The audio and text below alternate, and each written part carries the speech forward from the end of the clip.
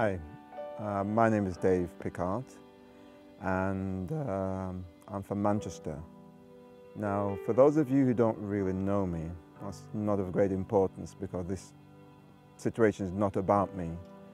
It's about God. Many of us know how amazing God is, but too often we actually know it on a theoretical level, not real on a practical level.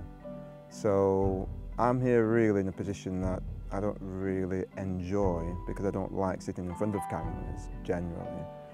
But when God does something for you, you then really, to a certain extent, you move out of your comfort zone. Or He did so much for us, so for us to move a little bit out of our comfort zone really is just a very small price to pay to say thank you to Him. And the other reason why I'm here as well is firstly to say thank you for all those who took the time to actually pray for me.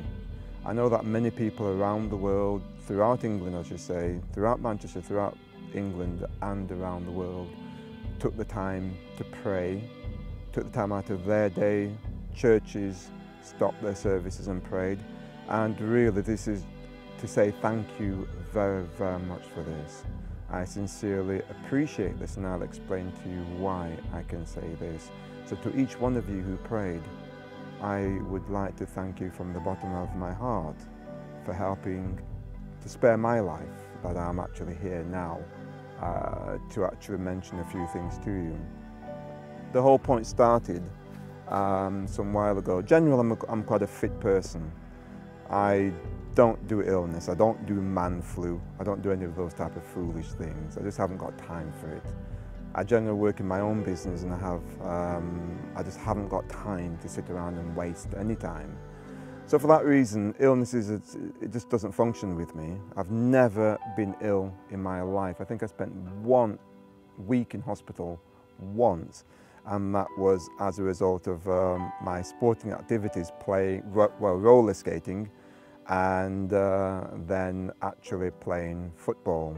Been in goals, so I've got a nice little scar on my wrist for that, but anyway, that's not of any great importance. As I said, it's not about me, this is something to do with God.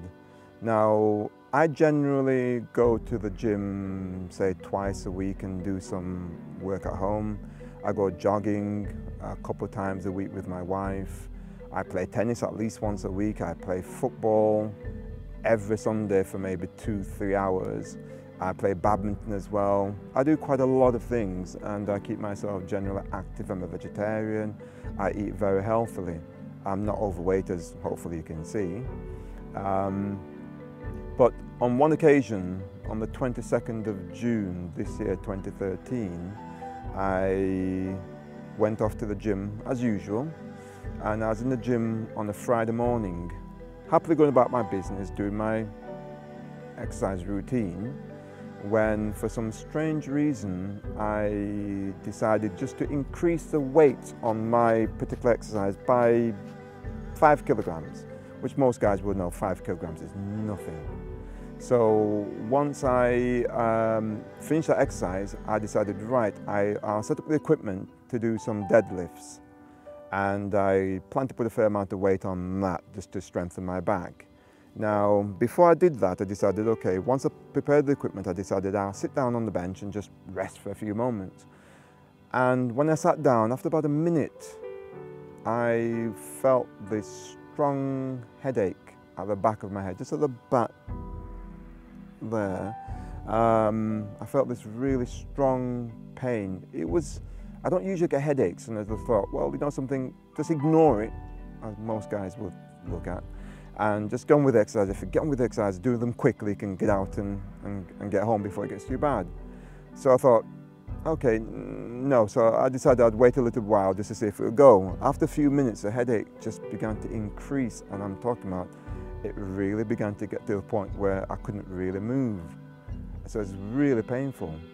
So, and then after about 5 minutes of pain moved from the back of my head to the front, just at the top here, and it became so severe, I can only describe it as if a bomb or grenade exploded in my head. And I've never felt pain like that. On a scale of 1 to 10, I'd say it's about a 12 or 15. it was absolutely crazy. Then my neck, then after about 10 minutes, my neck then stiffened and I couldn't turn my head. I couldn't really move. I just had to sit there like a geriatric, and it was not really funny. And then you can imagine I began to pray then, and my first thought was, you know something, you need to get home. So I had to pray because the gym was downstairs. So I had to then climb up some stairs, get changed, and then get to my car and then drive myself home. And those of you who has ever experienced a very severe crick neck will realize it's not a joke when you can't turn your head and you can't really move, but you've got to drive yourself home. So through much prayer and much pain and much perseverance, I managed to get myself home, about 10 minutes drive from the gym. When I got into the house, my wife saw me and thought, oh, you're home a bit early. I just couldn't say anything to her. I said, are you okay? I just said, look, I can't talk. And then I went upstairs and went straight to bed. I was just laying there because the pain was unbearable. It was just unreal. So I stayed in bed for maybe about 3 hours, 3-4 hours. And after a short while, my wife decided that, well, she needed to go off shopping, which she'd planned to do. She went off to the local Tesco's. And while she was there, I said to her, could you get me some painkillers, please? Because I don't normally take tablets, it's just not in my system to do that.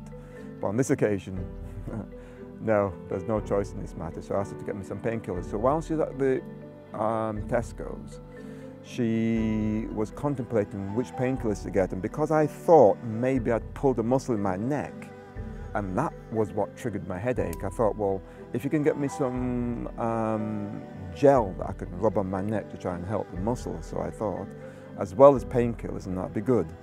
But she had a bit of a confusion at the store to decide which painkillers to get with which gel.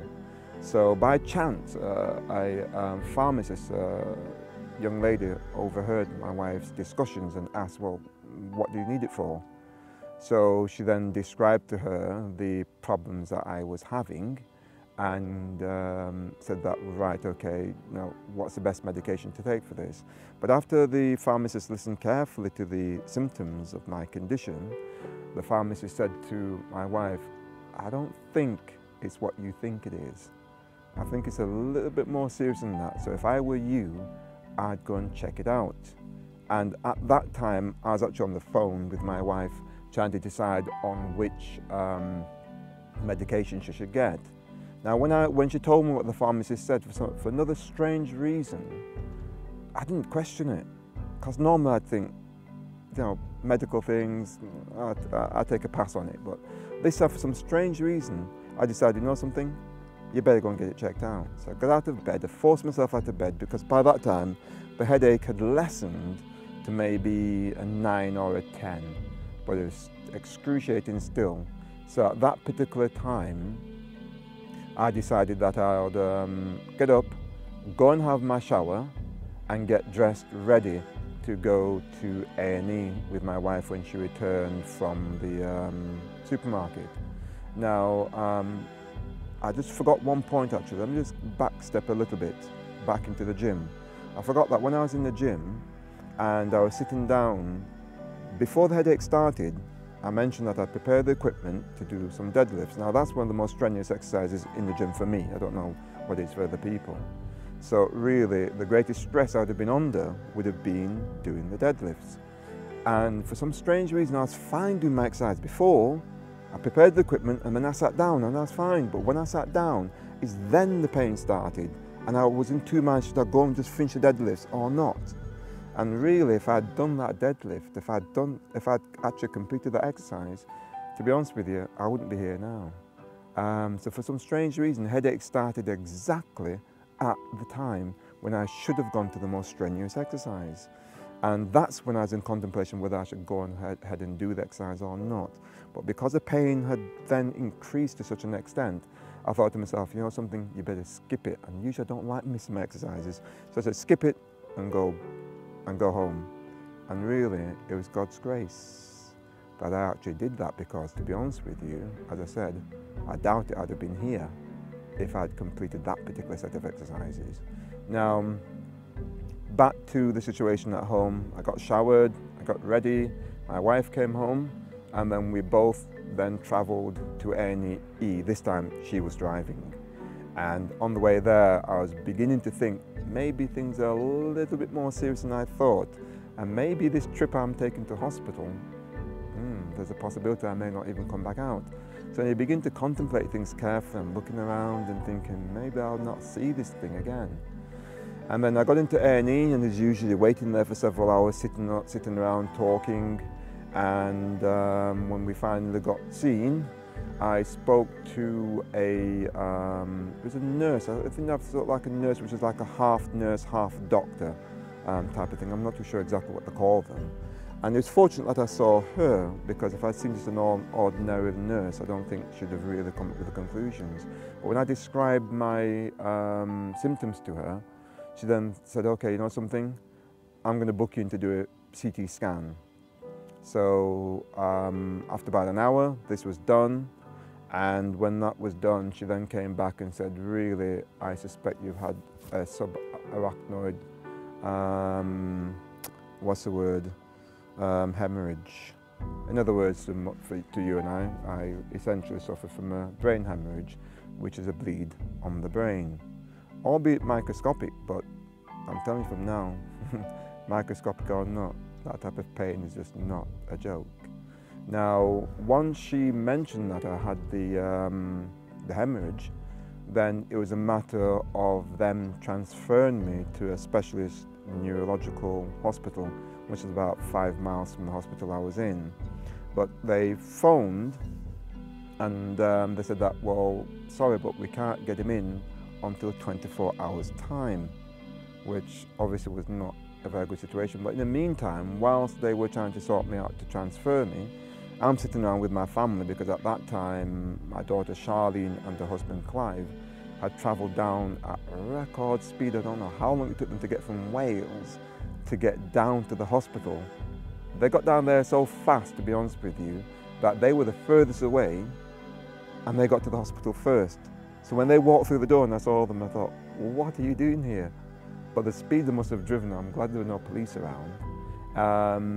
Anyway, we were sitting around talking, I was eating, I was getting around, we were just joking, because I felt fine apart from the headache, which had lessened to a more bearable level by that time. And we're just joking around and having fun. And then at about 2 o'clock in the morning, the hospital received a call from the other hospital to say, we have a bed ready, which was, you know, wasn't 24 hours, that's like 2 hours. So once again, that was a gift also, because the ambulance crew came about half an hour after that call, and then I walked to the trolley. They took me out in their little ambulance trolley, which was really painful. Put me into an ambulance, and we travelled from there about half an hour's drive to the next hospital. And once again, ambulances are not a joke, they're really painful. So I don't know who designed ambulances, but they should take a ride in it when they're sick themselves, and then they realise those things. To be honest with you, to survive an ambulance ride is more of a gift than anything else. Anyway, they transferred me into the Salford Royal Hospital, or Hope Hospital as it's sometimes called. And when I got onto the ward, I'm joking with the ambulance guys and we're talking and everything else. And when we got onto the ward, this male nurse, is a real nice guy, Filipino I think he was. The ambulance guy said, okay, they took me to the bed, and the ambulance guy said, oh, he can walk to the bed. And the nurse looked at him and he said, no, he can't. And at that time I began to realise that, oh, something's a bit different here. And then he said, he ordered ambulance guys to actually flatten out the stretcher, so I had to lie down and be horizontal, and then I had to do this strange movement where they transfer you from one bed to the other by pushing you and sliding you around or whatever. And when the ambulance guys left and I said goodbye to them, I was speaking with the nurse, and he was asking me what happened, so I gave him the explanation. And I said to me, right, well, when you're here now, you have to remain totally horizontal. You can't sit up. Well, I said, I'm fine. He said, no, you're not. He says, anyhow, you become horizontal and you suffer another bleed, that would be the end. So when I heard that, I thought to myself, this is really strange, because at the other hospital, they allowed me to sit around to do whatever, and in all of that time, I didn't suffer another bleed, which would have been fatal. So all this time, God was there, guiding and protecting. And most of us don't even realize these things, but God is really good. Now, it was only then that the nurse explained to me exactly what had happened. Because the other times when I spoke with the other doctors from the other hospitals, they never gave me any clear indication as to really what I'd suffered. Now, this nurse gave it me in very clear terms. No messing around, and it's only then that I realised how serious this matter was. And then I had to promise my children that I'd be the best patient in the world, which annoyed me. But, so in other words, I had to follow instructions, I had to remain horizontal, and that was painful. And what they then did was they actually booked me for another CT scan, which would be more detailed, which they actually inject a dye into your system, and then to see exactly where the problem was in your brain. So they scheduled this on the Sabbath, because I went into a hospital on the Friday night at 2 a.m. So on Sabbath morning I actually went for the CT scan, and they found out from there that they couldn't find where the bleeding was coming from. But whilst I was on the actual ward, I'm telling you, you don't realise how serious head injuries can be. Now, I was on a large ward, and they had about 5 or 6 beds on one side and 5 or 6 beds on the other side. And there are about 3 large wards in that particular section. And I'm telling you, when you see people with huge scars running on their heads, and tubes coming out of their skulls and things like this, or parts of their skull missing, you begin to realise that the environment you're in is not a joke, it's really serious. And that's when I began to really think, because a number of the patients, you can see that after they've had their operation, they were not the same. You can see they just weren't really aware of where they were. And this really concerned me, because I mean, I felt normal, as hopeful as you see me now.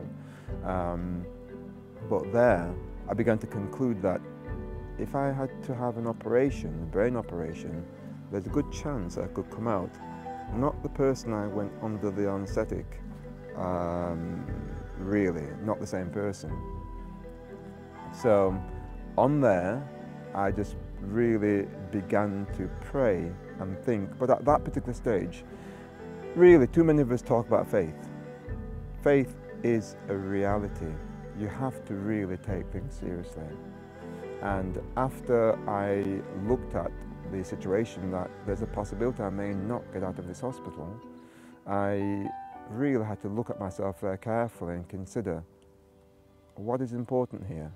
And when you have to reflect on your life, it's a sobering moment. And at that particular point, I had to really surrender myself to God. For whatever the outcome may be, then it had to be His will. And when you're faced with death, it's not, how can I say, it's not a joke, it's not something which you can really take lightly or pretend or play a game with. So I looked at it very carefully, and I had to resign myself. I felt, I prayed about it, and I left my hands in God's hands to do with me as He willed. I was hoping that He would be gracious enough to heal me, but then the choice was His. I noticed also on the beds, that over each of the beds, one of my children pointed this out to me actually, I didn't realise this was over my bed. They've got a marker system in the hospital, where it's like an apple, about this size I think it is, on a card. It's a picture of an apple about this big. You have a red one, a green one, and a yellow one. And it depended on how serious your condition was, the colour would be showing, corresponding to that. And for some strange reason, everybody in that ward had red apples over their bed. So I'm thinking, wow, these guys are serious. Until one of my children pointed out, oh, what's that over your bed? That's an apple. Why is it red? And I thought, hold on a second, I'm lying here and I feel okay apart from a headache. There's not a problem, so why am I that serious? But like I said before, it's then on Sabbath morning when the doctor came along, and he was a main specialist, because my daughter Stacey is also a doctor, and she mentioned that this particular guy is a main one in the country for brain surgery. And he came along and he essentially told me that, listen, the condition you have is extremely serious, because you have bleeding under your protective layers, and that is very, very serious. So from there, I really began to pray, as you can imagine. And he said, anyhow you suffered another bleed, that could have been fatal or would have been fatal. Now, after having a CT scan, a third CT scan, I was scheduled for a more detailed scan, which is an angiogram, which is essentially where, once again, they actually pump dye into you, and then they put you into some serious machine that really revolves around your head and around your body, and it just images your brain. It just takes pictures of your brain. It's a strange experience. Now, they were planning to do this angiogram on the Sabbath because the anaesthetist was there and the scanning person was there, but for some strange reason I had a lot of emergencies, and the actual person was overworked, so then they had to go home. So then they rescheduled me for that final scan on the Monday to determine really what was happening, because the other two scans didn't really come to any particular conclusion, which I was quite grateful for. I didn't come to any particular conclusion, but they had to then look in greater detail to see if I had any weaknesses in my brain that caused this hemorrhage, this bleeding. Now, whilst I was waiting in hospital now, I had to wait on Sabbath and Sunday for this. So whilst I was in hospital and visiting time was extremely restricted again, that also gave me an indication of how serious things were on that particular ward. I was having my family, my wife and children were visiting me. And whilst they were visiting me, they were telling me of how many people were praying, and Charlene put a lot of things over the internet, and she had a lot of feedback from people who were asking about me and praying for me. And I got the idea and the impression that we had a vast amount of people praying all around the world.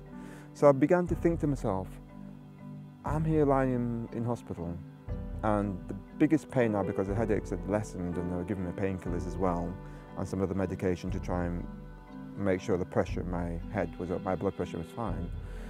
So headache wasn't such a problem, but the biggest pain I was having was actually my back.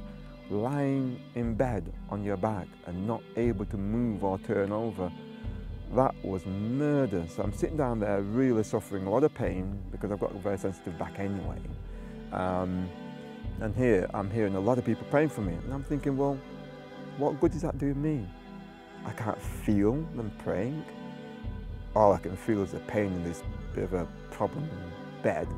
But really, what's the point of so many people praying? So I thought about it for a while, but then because of your condition, thoughts tend to slip out of your mind quite quickly, and I left it until on Sunday morning. I started thinking about it again, and so I thought, I mean, a few times the thought kept coming and going out, but then after a while I thought to myself, you know something, I really need to sit down and think about this. No, I know that your brain isn't really holding things at the moment because of the condition and the parts of drugs that you're taking, but I thought, no, people have taken the time to pray for me. I really need to take the time to show respect for this and really consider this particular question. What is the importance of prayer? Why is it necessary for so many people to pray for you? Why can't 10 people praying for me be enough? Why not 100? Why do I need 200 or 1,000 people praying for me? No, what benefit is that compared to 1 or 2? So I was contemplating that very carefully, but whilst I was contemplating that, I also had another thought in my mind, which I'll come on to in a moment. But whilst I was contemplating that, after, say, the third attempt of thinking about it and the thought sort of slipped out of my mind, I thought, no, I'm going to have to focus on this and force myself to think about it. I owe people this. And I was thinking about it very, very carefully. And then this clear thought came into my mind. It's as if somebody spoke to me, but it wasn't a voice. It wasn't like an audible voice. It's something which is clear, like a telepathic sentence in my mind which said to me, I'll give you an answer to your question. I'm looking around thinking, it's strange. And so I thought, but it was a very clear impression that said to me, I will give you an answer to that question. So I thought, this is really strange. And then a while later, I'll come on to that particular point in a moment, because whilst I was contemplating this thing about why so many people are praying for me, I was also looking around the ward and reflecting on the information I was given by the doctors and nurses in regards to my condition. And very often what would normally cause a hemorrhage is usually on the arteries. You normally have like a ballooning on the arteries, like you have a balloon, and then you have like a bubble on the end of it, and then from that that bubble would be a weakness in the artery, and that usually will then bleed from there. So obviously what they were doing on the scans, they were looking to see if there were any of these particular weaknesses, but they didn't find any on the 3 scans which they did on me, and that's why they scheduled me to do the actual angiogram. Now I was a little disappointed when the angiogram didn't take place on the Sabbath, because everything was happening so quickly, and I thought, wow, I came in last night and they'd do a CT scan and then do the angiogram, and if I'm well, I'll go home. If not, they'll know what to do. And the doctor was saying, well, if we found any weaknesses, then they've got 2 ways of operating. Either by going through a catheter, which would go from my groin, one of the main arteries, into my brain, and then they'll put some coils into the those particular balloon things, or those weaknesses. Now, if they found any of those particular aneurysms, they put the coil in there. I think it's like platinum coil or something that will then stay in your head, and that will prevent that weakness from bleeding. Now, that would be one option. The other option, if things were more serious, would be they'd have to do intrusive surgery, which is, in other words, cut my skull, go in and deal with the matter. And as I said, a number of patients on the ward had that done, and the majority of them that I saw were not the same people. So I was really, really concerned about that. The other side was, I was praying that the Lord would heal me totally, that they'd not find anything wrong with me whatsoever. So those thoughts were going around in my head, but eventually I came to the conclusion, as I mentioned before, that I have to leave my life in God's hands, and you have to respect it. You have to be serious about it, because when your life is on the line, it's not something you can joke with at the particular time. So I had to look at it in faith and just say, really, Lord, whatever is your will, then let that be done. And I had to resign myself to that. And so I sort of pushed it to the back of my mind to leave it there. But obviously that thought was in my mind for a while, whilst I was asking the question about prayer. And then I heard that particular clear message in my mind saying, I'll give you an answer to that, to your question. So about half an hour after I heard that particular thought, it was visiting time, and I was looking forward for my family to come down. So they came down, we were chatting, and I was lying in bed as usual. And then at that particular time, I started thinking about it then, and then whilst my family were around my bed and talking, I heard another clear voice saying to me, I'll give you an answer to your question. So I thought, this is very strange. And then after a few moments, the sound in the room began to quieten, and because there were a lot of people visiting their relatives, and after a time, I just couldn't hear anything. It just went perfectly quiet. And then when it went perfectly quiet, I noticed that there was somebody stood beside me. And when I looked, I noticed that there was actually an angel stood right beside me. Now, it was broad daylight. It was 3:20 in the afternoon. My family were around, so I wasn't hallucinating and I wasn't dreaming. And the angel was a very light golden colour. It's all the same colour, head, hair, everything. And had shoulder-length hair, and had a really nice smile, and he's quite tall as well, and had a really nice smile, and he was looking at me. And he said, I'll give you an answer to your question. And I thought, wow, because really what I was thinking about, I was thinking it's a bit of a stupid question anyway, because we're supposed to trust in God, we're supposed to believe in Him. So what difference does it make whether 1 or 2 or 10 people pray for me? Why am I asking such a silly question? But then when the angel stood beside me saying that he'll give me an answer to my question, I really thought to myself, how good is God that 1, He could save my life because I'm still alive. Number 2, He'd take the time to come and give me an answer to what I thought was a silly question. So I thought, wow. And anyway, the angel was there. He's looking at me, and then he began to move. Whilst I was lying down horizontally, he began to move diagonally, sort of across my bed. But it's like, obviously he's a spirit being, so it sort of went through it as well. And as he's going past my bed, past me, I should say, he touched me with his index finger on my knee, and it just touched me and smiled at me and said, "You'll be fine."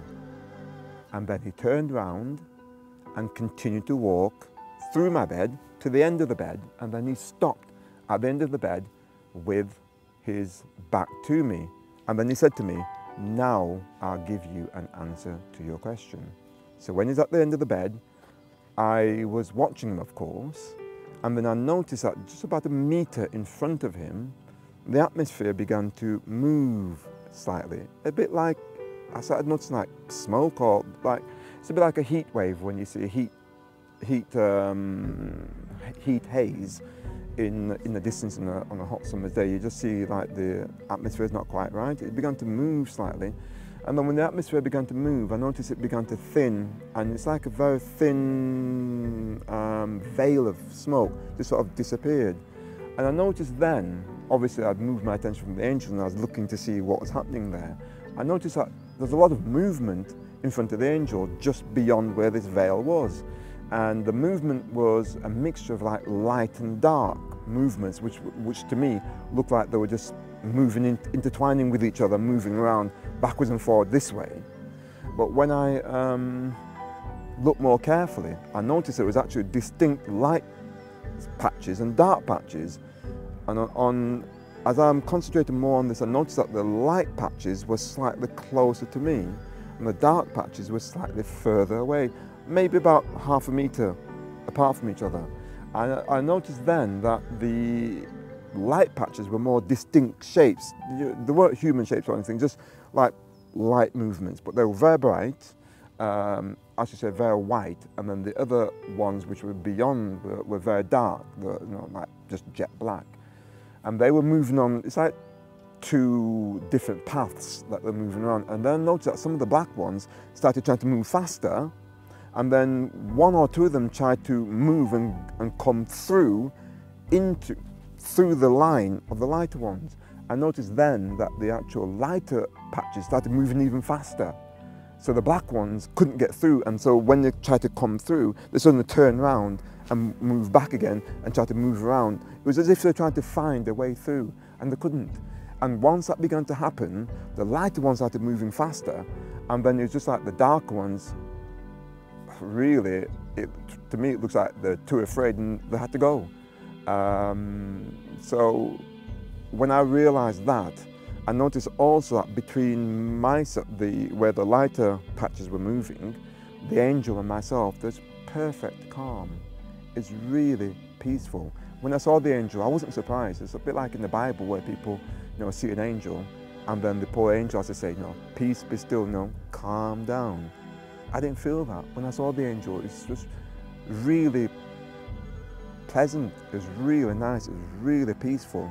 And since I saw him, it was just peaceful from there. And I noticed that once those light and dark movements were doing their business, whatever it was, I was very conscious of the degree of peace that was really around my bed and in my immediate vicinity. And once the light movements started going faster, the dark ones essentially just had to disappear. As I said, they legged it, they ran off. And I thought, wow. So I was sitting down thinking about it, and then after that, the atmosphere just came back to normal again, quite quickly, came back to normal. The angel sort of just faded away, and the sound came back, and then my family were there, and everybody was talking again. And I was sitting down there thinking about what I just saw, what I just witnessed. And I thought, and I was trying to make sense of it for an explanation. And after about 15, 20 minutes, the clear impression came back to me and said to me, the answer, what you've just seen there, is really the answer to your prayer. And what the conclusion was, is this, that the impression I was given as an explanation was, if you consider yourself a human, as a human being, if you would imagine yourself being a priceless glass object, which is extremely fragile, very thin, and it is priceless. Now you have this precious glass object and you want to send this through the post to somebody else. Now when you want to send this through the post, obviously you're going to have to protect it. Now in protecting it, you're going to try and wrap it with something very soft. So what you'll do, you take the glass object and you wrap it in a layer of, say, the very softest tissue paper. And then once you've wrapped it completely in one layer of tissue paper, you then wrap it in another. And you wrap it in another, and you continue the process until you've completely wrapped up this object in such a protection that sending it through the post will not be a problem. And we all know what British mail can be like. So you know that you're going to have to really wrap it properly. Now, the explanation I was given is that if you would take each layer of the wrapping paper, that is a prayer. So each time we pray or somebody prays for you, that is effectively a layer of tissue paper that's wrapped around you for your protection. So if one person prays for you, you've got one layer around you. If 10, you've got 10 layers. If 1,000, you've got 1,000. So then you can begin to see that each prayer is of great importance. So many people think, well, 10 people praying for him, why should I bother? No, it is important. So each prayer is of value. And that's a message that God really wants to send to his people, to let them know that each prayer is of value. It is of importance. So don't neglect prayer. And many of us don't consider the need to pray often enough and the power that prayer will give to God's people. But God showed me very, very clearly that prayer is of value. And he tells us in the Bible, anyway, in Revelation, very clearly, that in vision, the Apostle John saw the prayers of the saints raising or rising to heaven. So it is a real thing. Very often we don't understand the spiritual blessings that is contained in the Bible, and we take too many things for granted. But God is trying to say to us, we need to pray more. We need to understand that every prayer we give is of value. It is important. So I believe that he gave me that revelation to try and give to his people a greater understanding as to the value of prayer, especially in our day now, because we're living in the last days and things are extremely serious. So in looking at that particular situation, I can understand really what God is trying to say. And I can only once again thank each person truly for their prayer for me. And in thinking about the situation as well, after, on the Monday, I went for my angiogram early on the Monday morning, and through prayer again, I actually had the main specialist himself doing my actual angiogram, which is like a small little operation, you can say. And he really investigated my brain thoroughly. I'm telling you, that's an experience to actually have an angiogram. My goodness, it gives you some strange sensations, and you actually can see some very strange, how can I say, electrical light patterns in your head. So, you know, when somebody's playing around with your brain, it's not such a, it's quite a serious thing, to be honest with you. And even though they weren't actually, actually directly operating on me, the actual procedure was, I'll just put it this way, it was very interesting. And when you finished, I was perfectly fine. There was nothing that they could find. They realised I had a bleeding, yes, but they could find no weakness in my brain whatsoever. They could not see where this bleeding could have come from or anything, so I was perfectly fine. So then after this, I was given the all clear to be able to sit up in the ward, and within a day, I'm walking around, going about my business like anything else, and people look at me and thinking, what's he doing on this ward? Now, ordinarily, you tend to be in the hospital for maybe, a week and a half minimum to maybe 2 weeks. I was there for 5 days only, and that's only because the actual occupational therapists were too busy to assess me the day before.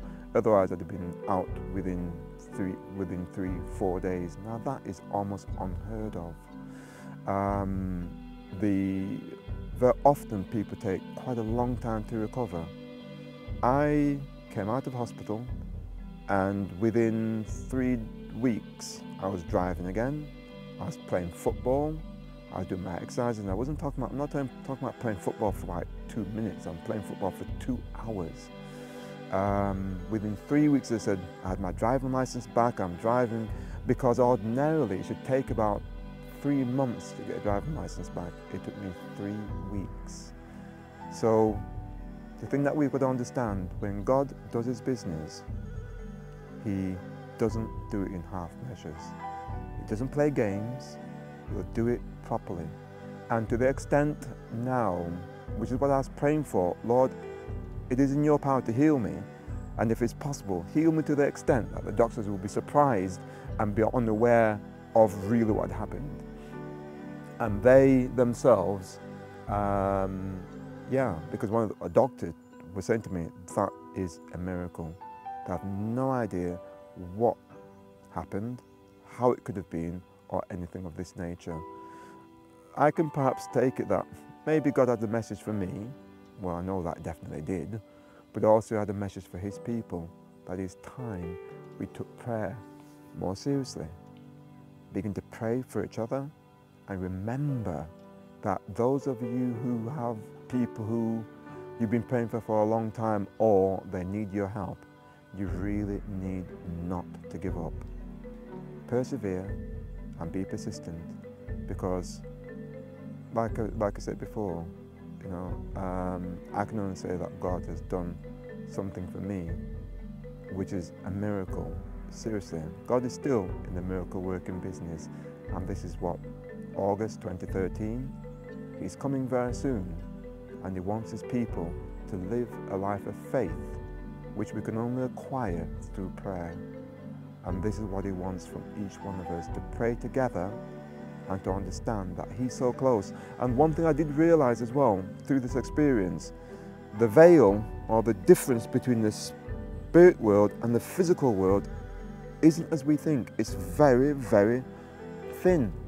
Because when the veil was removed, it wasn't like some thick layers and some thick amount or distance. No, it's a very, very thin veil. It's just like tissue paper melted in the heat. That's how close the spirit world is to us. So do not think that because we're so filled with our lives, with business, with careers, with everything else, we then forget that God is really close to us, and he wants to help us. And he's saying to us, listen, I'm right here. And let's put it this way, if he could take the time to answer my silly question in that way, what do you think he'll do for you or for anybody else who really needs him in a very serious way? God is there, and I'm just amazed at his love. I'm just really thankful. And as I said before, I'm walking around now totally, totally healed. I'm playing football with all my friends for hours, even with Clive, with everybody else. And we're playing in the hot sun, because we had a bit of summer about a week ago. I'm playing in the hot sun for what, 2-3 hours? No. When God heals you, he doesn't play games. And people may say, well, aren't you afraid you might get another bleed on your brain, especially if they haven't found out what happened in the first place? No, because my God has told me that He has my life in His hands. You can't be in better care than that. Not at all. The children of Israel were in a precarious situation, living in a hostile land. They had to rely totally on God all the way through their existence. No, I'm in the best hands, and as a result of that, I'm confident, and whatever God has in store for me, then His will be done. All I can do is learn to trust in Him. So I pray by God's grace that maybe something I've said might help somebody, or more than that will help most of us to understand that God is asking us to really exercise the gift of prayer. Thank you for listening. God bless, and thank you again for praying for me.